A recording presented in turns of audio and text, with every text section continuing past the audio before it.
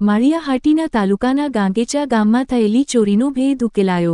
સાગર પુનાભાઈ રહે ગાંગેચાને ઝડપી પાડ્યો.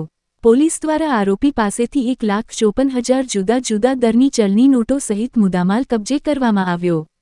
આ કામગીરીમાં એમ.એન. કાતરિયા, દિનેશ ગોહિલ, પાંચા કરમટા, અરુણ મહેતા, હરેશ મુછાળ, ભાયા કરમટા, રાકેશભાઈ બચુભાઈ દયાતર, મિલન ઝાલા સહિતના પોલીસ સ્ટાફે સંયુક્ત રીતે સફળ કામગીરી કરી હતી.